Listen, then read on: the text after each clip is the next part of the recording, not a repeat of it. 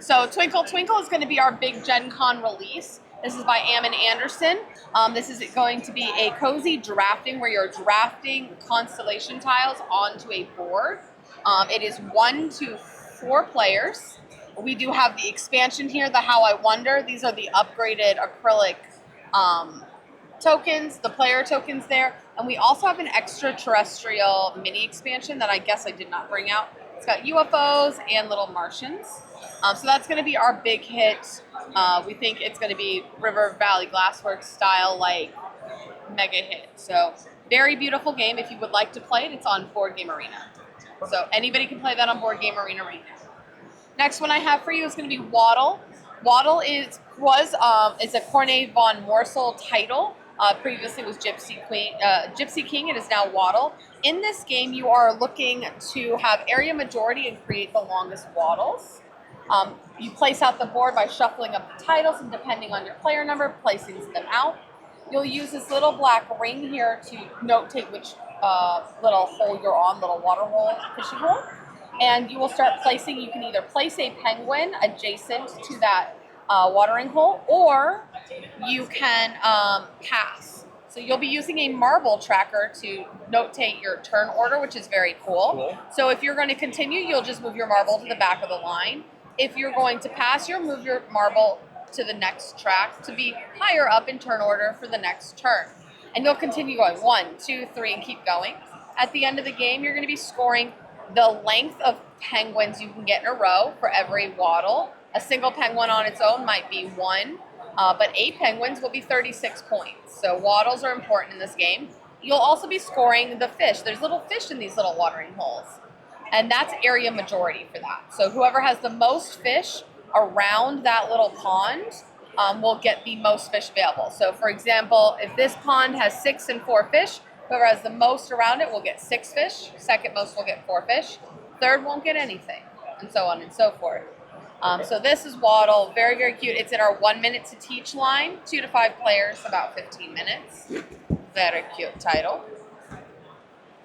Love the cover. Yeah, right? And then this was all part of one Kickstarter. So the last one I have for you is Merchants of Andromeda. If you're a Rainer Knizia fan, you may be familiar with Merchants of Amsterdam. That is what this is inspired off of. So this game has a lot of little mini games in it. It is also Dutch auction. So if you're an auction person, this will have an app companion with it. It is optional. It is not necessary, but it just adds a little bit niceness to it. It'll have a timer for your Dutch auctions that you will utilize to make it easier for those. And I forgot to mention in Twinkle Twinkle, there will also be an optional app. Oh, good. The app for that one, again, optional. If you take a picture of your board, your player board at the end, it will score it for you. Oh, nice. You'll just notate what tiles and scoring abilities that you used. So that's everything from that Kickstarter. Again, all Gen Con releases fulfilling to Kickstarter backers in the next few weeks, like mid to end of July. Okay. Then we'll just go ahead and go over to these guys really quick. These two are coming out July 8th with the Sail Legacy Kickstarter. They're both trick takers. Savage Bowl is going to be a must-follow trick taker. In the first half of this trick-taking game, the referees are going to be they're doing their job, all right? If you win the trick, you get a yellow card because you're too savage. You're definitely cheating here. So the second person actually wins the trick. Okay. The second half of the game, the referees give up. They're like, whatever, you're done. But I am going to show you the art. While I don't have the rule book for it, a few cool things. The Trump suit. Oh, wow. Is this incredible foil cards. Again, art is pretty final, but again, this is a prototype. So that's the Trump suit. It's 1 through 13 for the regular cards and 1 through 8 for your Trump suit. But some crazy art here by the Miko. Like, they're just very cool. I love that. So that is Savage Bowl.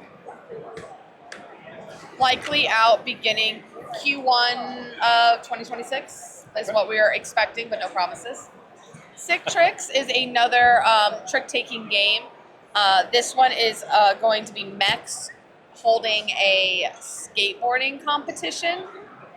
So it gets a little crazy in here. I don't have the rule book for this one, but I will show you the art for it. The art is pretty incredible. So you have the suit of skeletons. You've got your marsupials, or your like monkeys. Then we've got aliens. So it gets pretty incredible. I've got one more suit to show you. I do believe this is the Trump suit. The mechs are going to be your Trump suit, if I'm not mistaken. Very punk. Pretty crazy. They've got like prediction cards and things like that. I don't have as much information about this one, so I can just show you some art and things. All right, and the last one I have from this little line, this one's likely going to come out Q4 of this year, is Pinatas. It's by Rainer Knizia. This one I really love. It is all about staying in as long as you can without being the last person. So I'll show you my favorite suit. So you've got these beautiful, cute little pinatas, right? They're all adorable. They're having a great time. So as you stay in longer, you get more points, but here, we'll do this guy. He's my favorite. Here he is. He's all good. He got hit.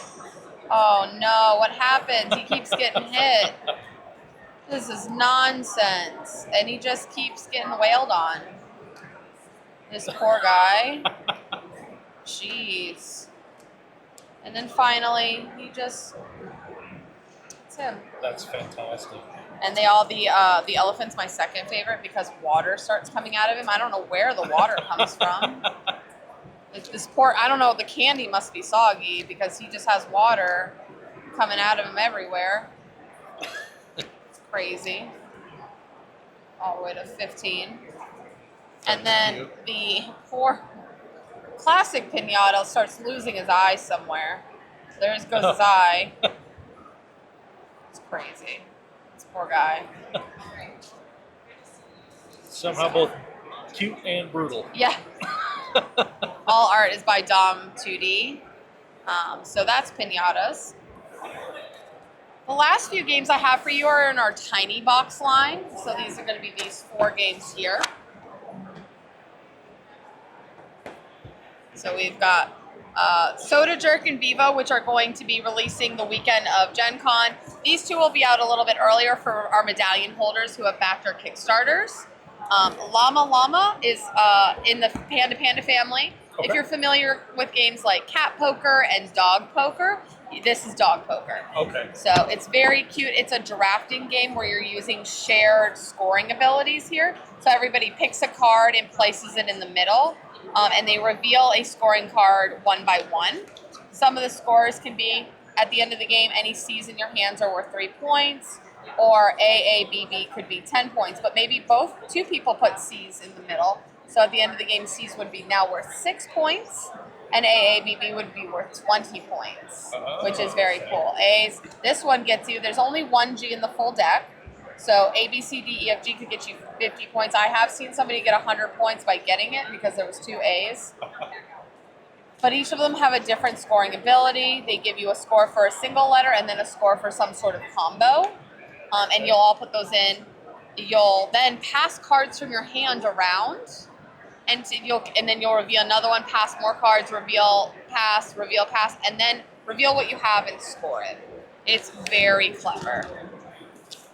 But yeah, so it says, Fans of Panda Panda. yeah. So try to guess the gold card players have chosen to make the best scoring hand. So you want to try to guess what people put in there, but you don't quite know. Vivo's been one of my favorites. This is a trick taker all about music. It is a re-implementation, so this game has been out before, but we took it and put it in a tiny box. This one is really cool. It's 3 to 4 players, and you're playing with a harmony deck. And what that means is it's going to notate what kind of trick-taking game. So sometimes there's always must-follow trick takers, and there's like all kinds of stuff like that. This one's going to show you what you have to do. So if we were playing in a 4-player game and we got a solo, whoever start might say, oh, I want to put a 5. Because it's a solo, we all have to play on suit. So a solo is a must-follow. So the next person would need to play green, and everybody would want to play green. Maybe that last person doesn't have a green card. They'd have to play off harmony. So in this trick-taking game, 2 people score per trick, the highest and the lowest, as long as you're on harmony. If you're not in harmony, you just get kicked out of the song. So they don't score at all. So now it's up to these 3. This person played the highest, so they get to keep their card to score at the end of the game. They'll flip it over, and it'll be worth 2 points at the end of the game. The person who played the lowest gets to keep their card in front of them face up, and it scores exactly whatever the value is at the end of the game. And everybody else discards the card. Interesting. Whoever plays the lowest gets to start the next trick. And we know, following up, that it's going to be a duet. What that means now is there has to be a total of 2 suits played. So say they start and they play a red 12. The next player might go, oh, I like that. I'm going to play a red as well. And we're going to go back to this third player over here is like, oh, well, I'm going to play this 7 because that's what I want to do. There are now 2 suits on the board. No other suits can be played.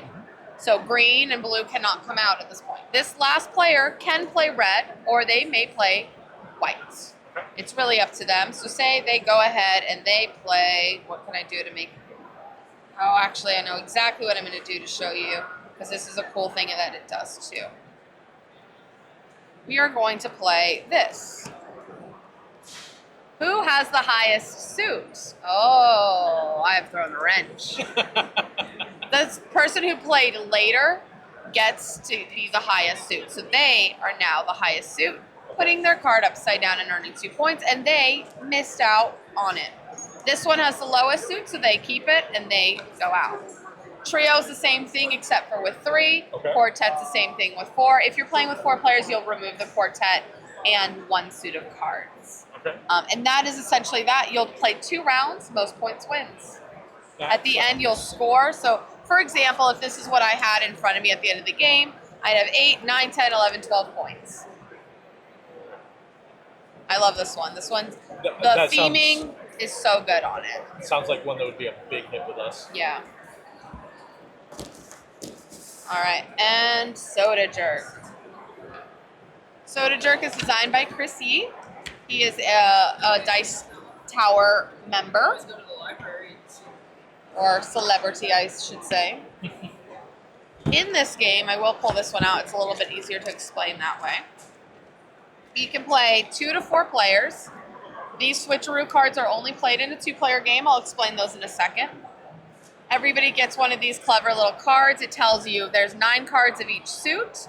So there'll be 4 1s, 3 2s, and 2 3s of each little suit that you have up here. On your turn, you can do one of 2 things. So we'll get it set up here. You put out all of your taps. B side has more advanced variants if you're wanting to have a little bit more replayability. All right, so I'll get that in a second. That's fine. All right, so we've got all of our taps out. On your turn, you'll get a certain number of cards. I believe it's 12 in this game. On your turn, you will either place down a card in front of a tap. The first turn, everybody must place one. So we're going to say that there's 2 of us playing, so we both place cards. All further turns, you can either place a card face down in front of a tap, or you may reveal one. So say it's my turn again, and I place this here, and you go, I don't trust you. So you, on your turn, go, I'm going to look at what it is. And you've realized I've been a little dishonest. So how it works is every fruit underneath a tap, if it's the same fruit, will act as positive points. Okay. If it's not the same fruit, it'll act as negative points. The numbers matter. You'll notice the numbers in here will matter being played onto the board. So if this was played here, this would be -2 kiwi because there's only an off-brand fruit and it's a 2. Whatever you have left in your hand at the end of the game, so say this is our hand at the end of the game, and I'll put some more in here to kind of give you a good example. I like this card. Do you know where PA games are? They're down straight to the left. Okay. All right. So say the end of the game has been triggered. That'll happen when a player has 3 cards at the start of their turn. All players flip consecutively, or all place cards are face up. Once the game is triggered, you're going to reveal everything. There was some dishonesty over here. All right, we're mixing some things up here. Oh no, the switcheroo card. All right, so this hand would get 2 points for their orange card. Now, when they're in your hand for scoring, the numbers don't matter. It's just however many cards you have. So you currently have 2 points for your orange. You don't have any blueberries, so you're good here. This is -4 points for kiwi. However, somebody placed a switcheroo card in here, which means it's 4 points for kiwi. Because it switches the negative to a positive or the positive to a negative. If when it's placed, and that is only used in a 2-player game to add a little bit more into that. And then the bananas, what happened here? Bananas are worth 1 point because it was worth 3 and then somebody messed it up, it's worth 1. So here you have 2 points. Oh, strawberries, sorry. Strawberries are worth nothing because they got next 2. So you have 2 points, 0 points there, so 2. You have a kiwi, which is amazing, so you have 4, so that's 5 points. And then 6, 7, so you have 7 points. And you keep going for, I believe it's 3 rounds. And that is Soda Jerk. So it's literally, you're trying to be a little bit of a jerk. Yeah. I like this one a lot. So that's just a quick overview of everything that we kind of... Oh, no, I have one more for you. I'm so sorry. It's like the most speedy I've gone through any of these.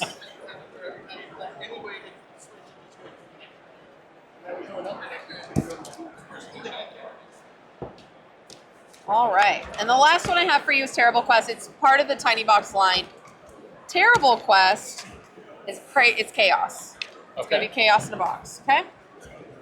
There we go. Terrible Quest. I don't know if you noticed anything in that name there. Terrible. I don't know if you know what you're going to be doing now. In this game, you can play 1 to 50 players. It's however many pieces of sheets you have of the same type. If you're playing with green, everybody plays with green. If you're playing with black, everybody plays with black. Okay. This is the standard. This is the more advanced. They are made out of a different weight of paper. This one you can see through a little bit better. Okay. This one is thicker, real hard to see through. So, in this game, there's going to be cards out depicting monsters that you want to tear out of your sheet. So, this one in particular wants spellbooks and slime.